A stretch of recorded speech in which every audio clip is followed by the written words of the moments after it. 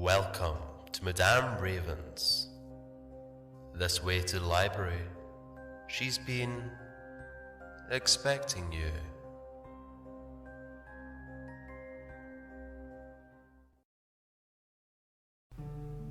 Today I bring you another story by Poe, a lesser-known one. Eleonora. I am come of a race noted for vigor of fancy and ardor of passion. Men have called me mad, but the question is not yet settled, whether madness is or is not the loftiest intelligence. Whether much that is glorious, whether all that is profound, does not spring from a disease of thought, from moods of mind exalted at the expense of the general intellect. They who dream by day are cognizant of many things which escape those who dream only by night.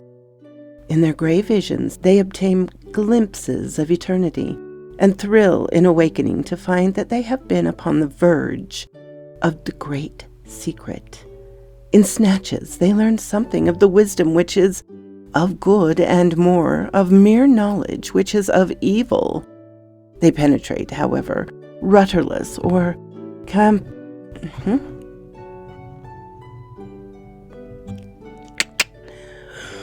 compassless into the vast ocean of light ineffable, and again, like the adventures of the Nubian geographer, aggressi sunt mer tenebrum, quid im eo esset exploratori.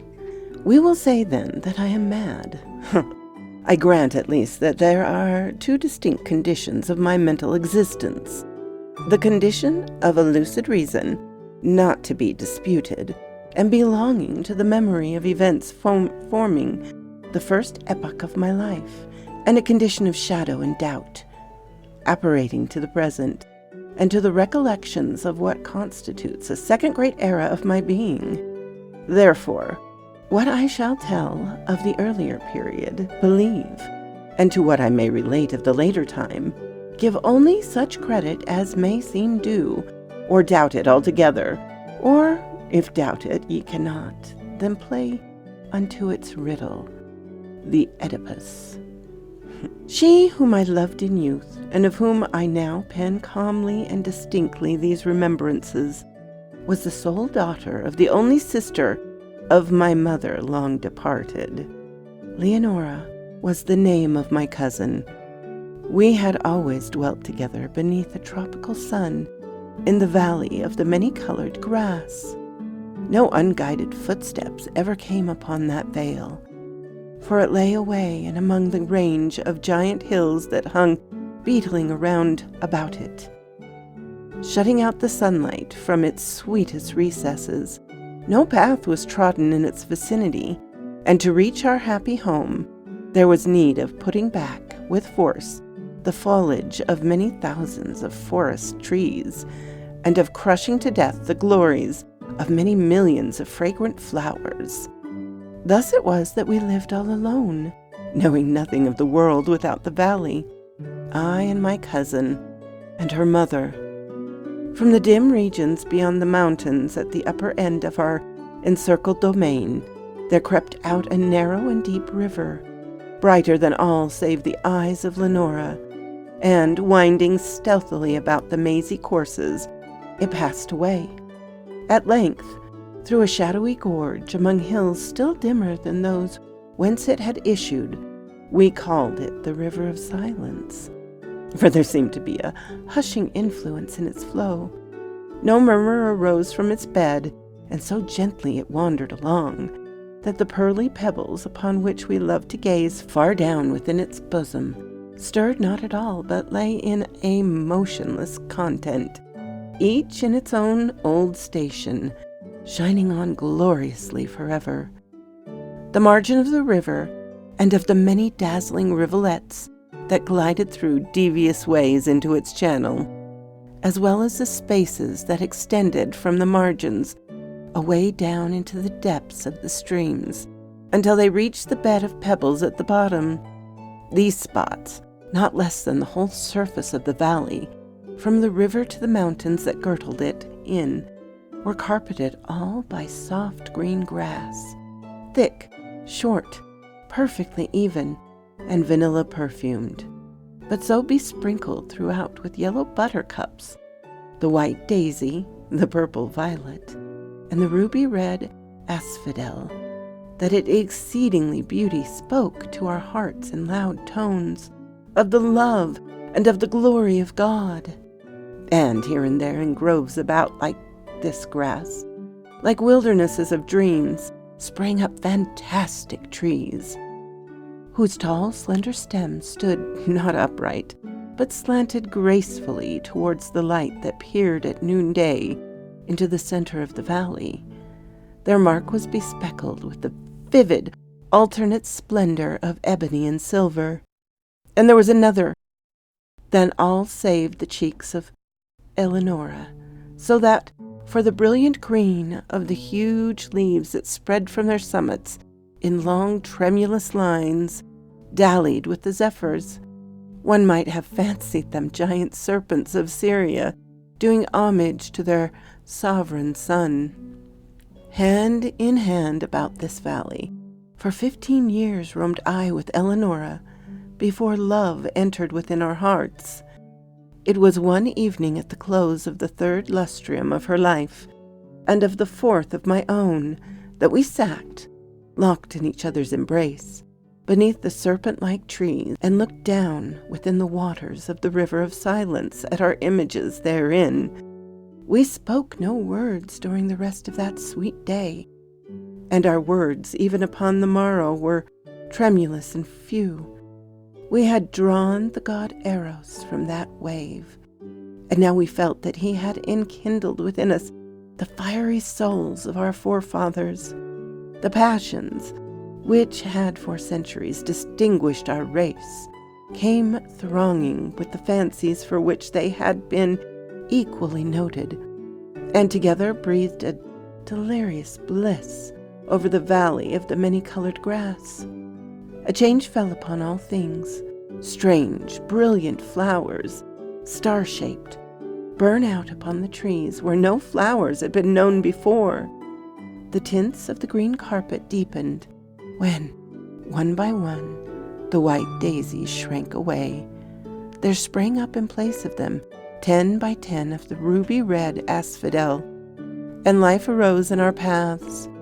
For the tall flamingo, hitherto unseen, with all gay, glowing birds, flaunting his scarlet plumage before us, the golden and silver fish haunted the river, out of the bosom of which issued, little by little, a murmur that swelled at length into a lulling melody more divine than that of the harp of Aeolus, sweeter than all save the voice of Lenora, and now, too, a voluminous cloud, which we had long watched in the region of Hesper, floated out hence, all gorgeous in crimson and gold, and setting in peace above us, sank day by day, lower and lower, until its edges rested upon the tops of the mountains, turning all their dimness into magnificence, and shutting us up, as if forever, within a magical prison house of grandeur and glory.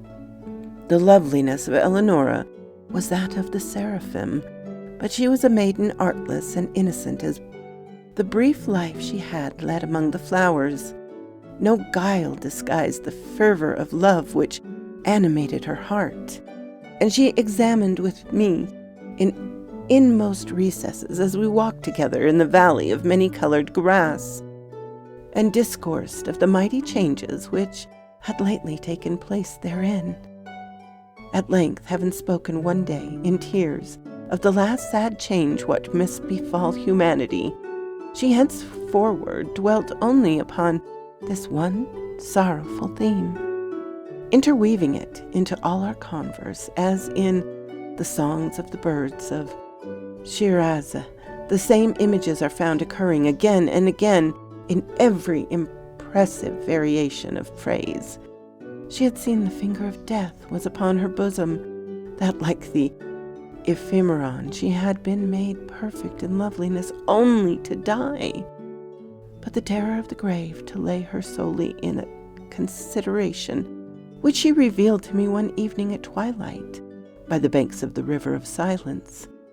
She grieved to think that, having entombed her in the valley of the many-colored grass, I would quit forever its happy recesses, transferring the love which now was so passionately her own to some maiden of the outer and everyday world. And then and there I threw myself hurriedly at the feet of Eleonora and offered up a vow to herself and to heaven that I would never bind myself in marriage to any daughter of earth, and I would in no manner prove recreant to her dear memory, or to the memory of the devout affection for which she has blessed me. And I called the mighty ruler of the universe to witness the pious solemnity of my vow, and the curse which I invoke of him and of her. A saint in illusion, I should prove traitorous to that promise, involve a penalty that exceedingly great horror to which will not permit me to make record of it here. And the bright eyes of Eleonora grew brighter at my words, and she sighed as if a deadly burden had been taken from her breast, and she trembled and very bitterly wept, but she made an acceptance of the vow, for what was she but a child? And it made easy for her the bed of her death. And she said to me, not many days afterwards, tranquilly dying, that because of what I have done for the comfort of her spirit, she would watch over me in that spirit when departed, and, if so were permitted, her return to me visibly in the watches of the night. But if this thing were indeed beyond the power of the souls in paradise, that she would at least give me frequent indication of her presence, sighing upon me in the evening winds, or filling the air which I breathed with the perfume from the censers of the angels. And with these words upon her lips, she yielded up her innocent life, putting an end to the first epoch of my own.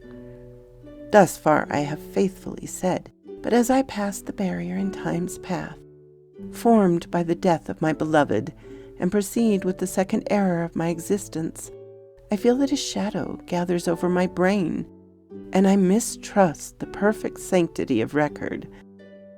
But let me on. Years dragged themselves along heavily, and still I dwelt within the valley of the many-colored grass. But a second change had come upon all things. The star-shaped flowers shrank into the stems of the trees, and appeared no more. The tints of the green carpet faded, and one by one the ruby-red asphodels withered away, and there sprang up in place of them, 10 by 10, dark, eye-like violets that writhed uneasily and were ever encumbered with dew, and life departed from our paths, for the tall flamingo flaunted no longer his scarlet plumage before us, but flew sadly from the vale into the hills, with all the gay flowing birds that had arrived in his company, and the golden and silver fish swam down through the gorge at the lower end of our domain, and bedecked the sweet river never again. And the lulling melody that had been softer than the wind harp of Aeolus, and more divine than all save the voice of Eleonora, it died little by little away, in murmurs growing lower and lower, until the stream returned at length utterly into the solemnity of its original silence. And then lastly, the voluminous cloud uprose, and abandoning the tops of the mountains to the dimness of the old, fell back into the regions of Hesper, and took away all its manifold golden and glorious glories from the valley of the many-colored grasses. Yet the promise of Eleonora were not forgotten, for I heard the sounds of the swinging of the censer of the angels, and streams of a holy perfume floated ever and ever about the valley.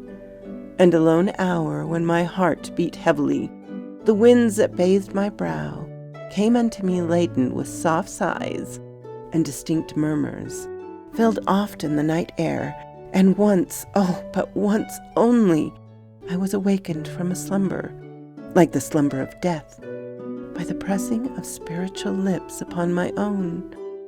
But the void within my heart refused even thus to be filled. I longed for the love which had before filled it to overflowing. At length the valley pained me through its memories of Eleonora, and I left it forever for the vanities and turbulent triumphs of the world. I found myself within a strange city where all things might have served to blot from recollection the sweet dreams I had dreamed so long in the valley of the many-colored grass. The pomps and pageantry of a stately court, and the mad clangor of arms, and the radiant loveliness of women bewildered and intoxicated my brain. But as yet my soul had proved true to its vow, and the indications of the presence of Lenora were still given me in the silent hours of the night. Suddenly these manifestations, they ceased, and the world grew dark before mine eyes, and I stood aghast at the burning thought which pressed, at the terrible temptations which beset me. For there came from some far, far distant and unknown land, into the gay court of the king I served, a maiden, whose beauty my whole reckoned heart yielded at once, and whose footstool I bowed down without a struggle, in the most ardent, in the most abject worship of love. What indeed was my passion for the young girl of the valley in comparison with the fervor and the delirium and the spirit-lifting ecstasy of adoration with which I and my whole soul in tears at the feet of the ethereal Ermengarde.